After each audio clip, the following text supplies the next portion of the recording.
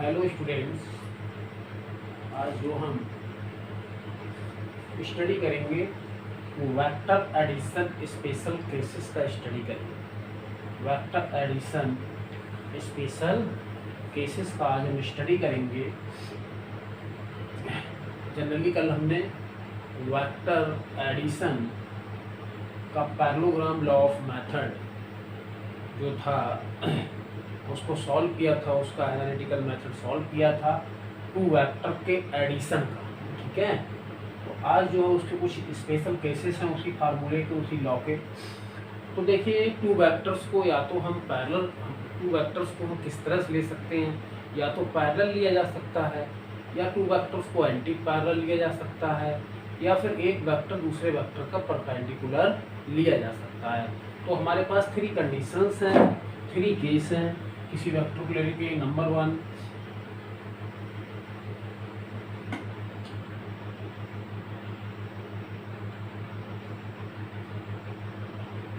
One, two vectors are parallel. Two vectors कैसे हैं? Parallel हैं। टू वेक्टर्स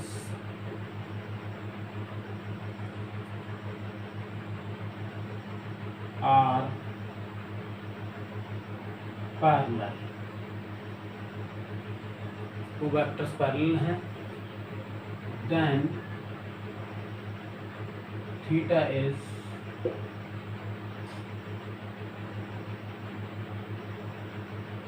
नहीं, पहले इसका फार्मूला लिख लेते हैं। ठीक है, पहले फार्मूला लिख लेते हैं वेक्टर एडिशन का। क्या होता है? मैग्नीट्यूड टू वेक्टर्स का, मैग्नीट्यूड जो होता है टू वेक्टर्स का, this is R equal to under root A square plus B square plus 2ab cos theta. यही होता है R equal to A square plus B square plus 2ab cos theta. तो two vectors को लेने का तरीका होता है, तो उसको सबसे पहले हम क्या करते हैं, फर्स्ट वेक्टर को लेते हैं। फर्स्ट कंडीशन जो होती है, इफ टू वेक्टर्स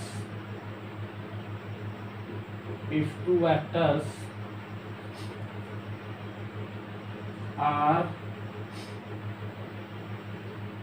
पैरेलल,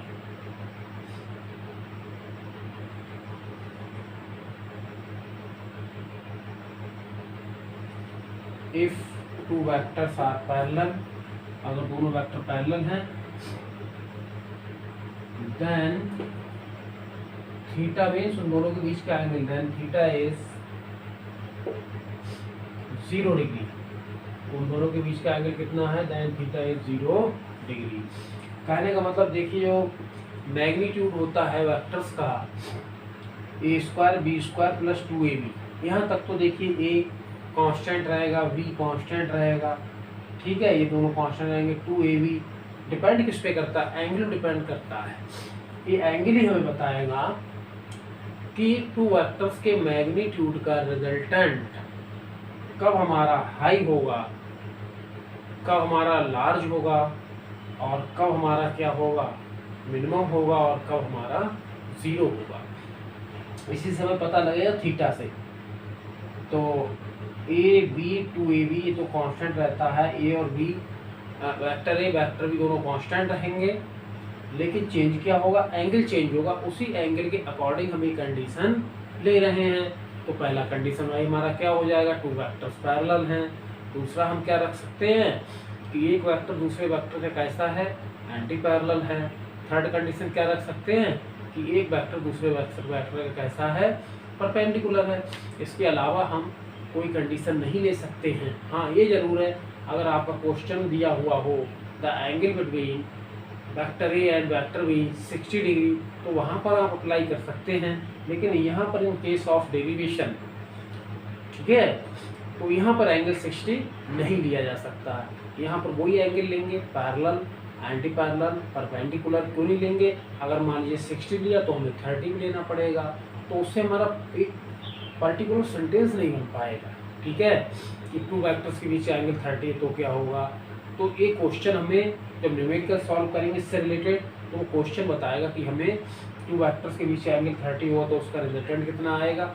लेकिन जो कंडीशंस हैं वो हमारी कंडीशंस कितनी हैं, 3 कंडीशंस ही हैं। टू वेक्टर्स क्या हैं, पैरेलल है फर्स्ट, और टू वेक्टर्स क्या है, एंटी पैरेलल है सेकंड कंडीशन। थर्ड, एक वेक्टर दूसरे वेक्टर का क्या है, परपेंडिकुलर है। ठीक है, इसका एग्जांपल ये है कि हम 4 किलोमीटर गए, फिर 3 किलोमीटर और उसी डायरेक्शन में गए, तो this is the vector A and vector B, दोनों कैसे होंगे, parallel. Suppose that this is vector A, this is vector ए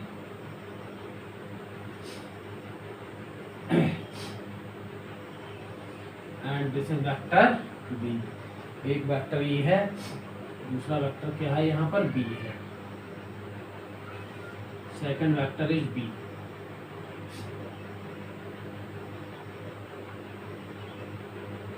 तो एंगल क्या होगा दोनों के बीच का, theta is equal to 0 degree.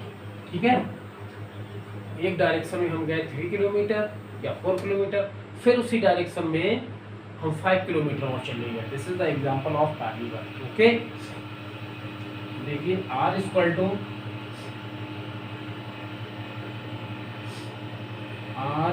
To under root A square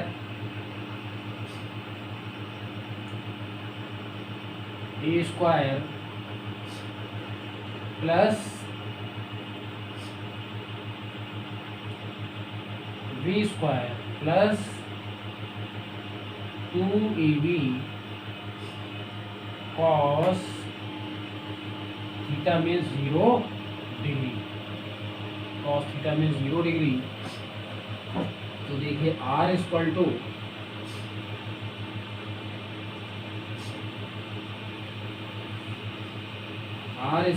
A square plus B square plus 2ab, cos 0 का वैल्यू क्या होगा, 1 होगा। ठीक है, जानते हैं ना कॉस 0 का वैल्यू 1। तो R equal to A square plus B square plus 2ab, और फिर हम इसको क्या कर देते हैं, देखिए R इक्वल टू, यहाँ पर देख लेते, पता लगा वहां पर दिखाई ना दे, यहाँ पर R इक्वल टू एक किसका फार्मूला बन रहा है, R इक्वल टू ये फार्मूला किसका बन रहा है, A square plus B square plus 2ab। This is the formula of a plus B का होल स्क्वायर। ठीक है, a प्लस बी का होल स्क्वायर, ए square plus B square plus 2ab। ठीक है, a प्लस बी का whole square. अब whole square से आप जानते हैं कि अंडर रूट का साइन हट जाता है। R इक्वल टू जो रिजल्टेंट होगा, it is the addition of 2 vectors, magnitude of 2 vectors. The magnitude of resultant it is equal to the sum of magnitude of 2 vectors. Resultant is equal to magnitude of resultant is equal to the magnitude of vector A plus the magnitude of vector B. Okay, मान लीजिए 3 kilometre गए, फिर उसी direction में 4 kilometre गए, तो कितना हो गया टोटल रिजल्टेंट, 7 किलोमीटर। ओके, अब सेकंड कंडीशन के बारे में हम देख लेते हैं। ठीक है, इसको चाहे तो यहीं से नोट कर ले, अदरवाइज नोट्स आपको दे दिए जाएंगे। इसी तरह से सेकंड कंडीशन है, देखिए सेकंड कंडीशन में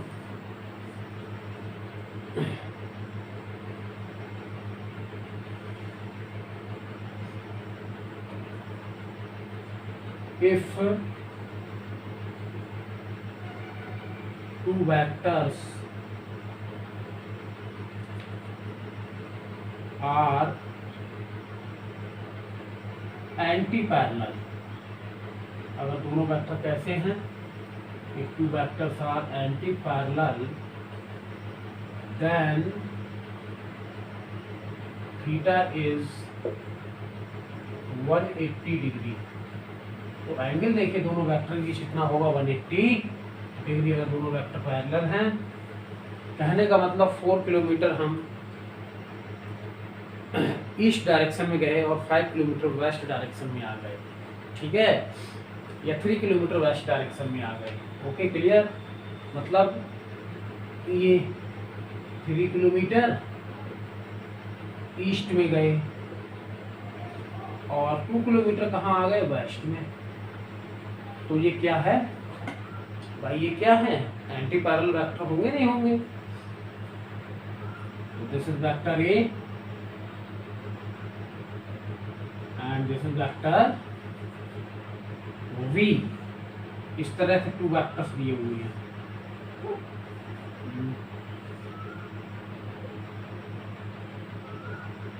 this is vector A and this is vector B. This is vector A, this is vector B. Theta is equal to 180 degree. Okay,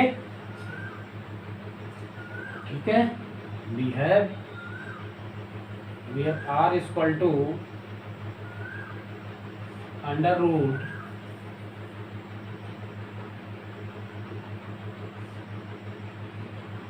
r is equal to under root, यही तो होता formula हमारे पास, r is equal to under root a square plus b square plus 2ab cos theta. Clear है ना, r is equal to A square plus B square plus 2ab cos theta. Then r is equal to A square plus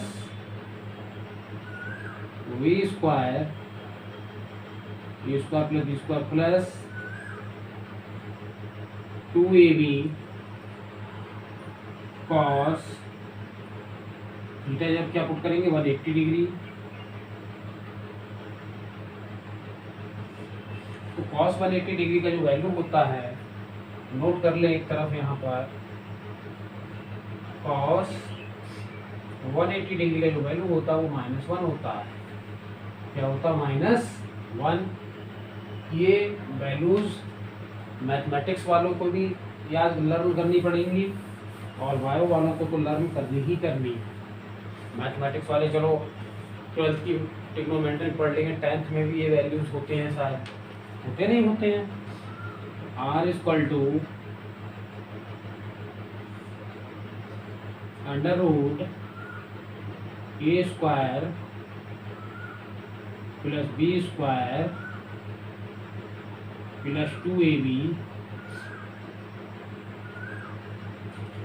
cos 180 degree का value -1। यहाँ पर 180 degree का value क्या हो जाएगा, -1। Then r is equal to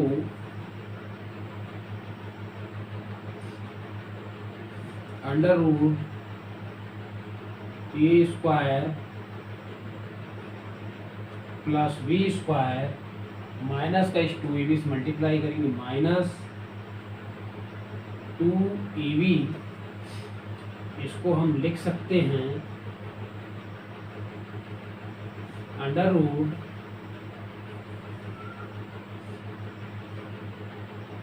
A minus B का whole square. साथ इसी का तो फार्मूला बन रहा है, A square plus B square minus 2ab, A minus B का होल स्क्वायर तो बन रहा है। तो r is equal to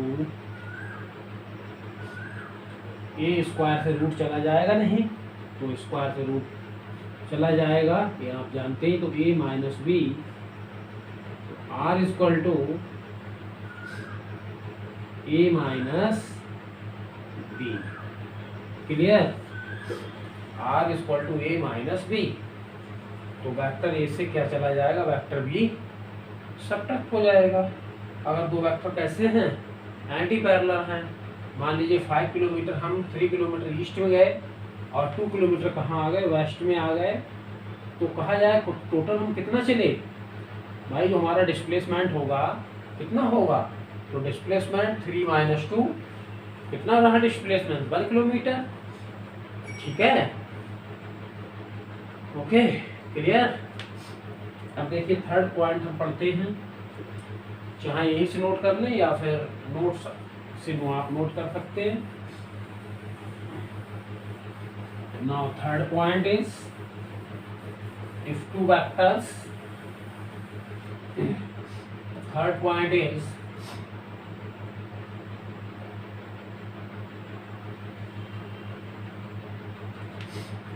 if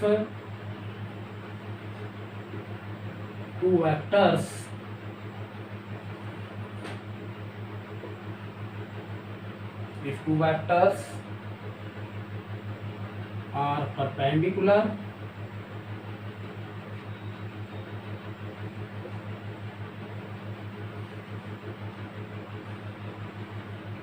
if two vectors are perpendicular, then theta is 90 degree, then theta is 90 degree. Theta का मतलब angle, two vectors के बीच का angle. If two vectors are perpendicular then theta is 90 degree. और दो vector के बीच का एंगल क्या है, अगर टू वेक्टर्स कैसे परपेंडिकुलर तो उनके बीच का एंगल क्या हो जाएगा 90। तो देखिए इस केस में this is vector A, clear, और theta this is vector B, this is vector A and this is vector B. या फिर हम ऐसे भी बोल सकते हैं, तो ये तो parallelogram law of vector addition, इसका रिजल्टेंट क्या होगा, ये इसका रिजल्टेंट आर हो जाएगा, this is the resultant R, clear. और this is vector A and this is vector B. भाई यहाँ पर भी वेक्टर बी को हम ले सकते हैं, ठीक है। कैसे ले सकते हैं, देखिए पैरेललोग्राम का लॉ हमने पढ़ाया था, तो यहाँ पर वेक्टर बी और यहाँ पर भी वेक्टर बी लिया था, हमने नहीं लिया था, इस साइड को वेक्टर बी माना, तो इस साइड को भी क्या मान लिया हमने, वेक्टर बी मान लिया, ओके।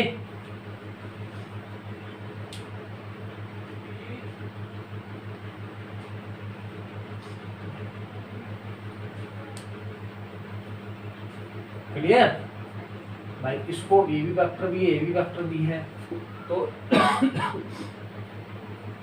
ये जो है वेक्टर बी कहाँ पर है, वेक्टर ए का टेल, वेक्टर ए का हेड और वेक्टर बी का हमने क्या कनेक्ट किया है, टेल कनेक्ट किया है।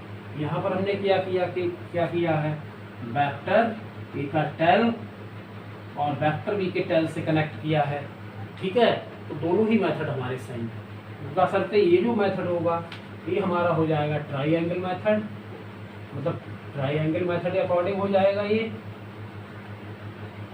इसका रिजल्टेंट ये तो आएगा, ये हो जाएगा हमारा ट्राइएंगल मेथड के अकॉर्डिंग, और ये पैरेललोग्राम मेथड के अकॉर्डिंग हो जाएगा।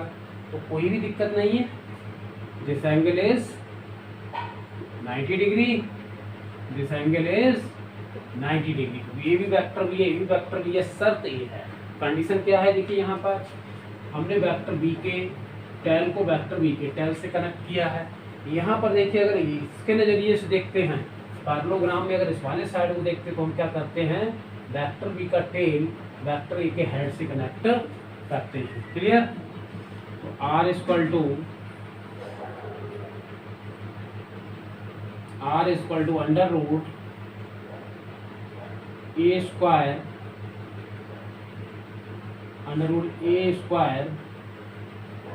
प्लस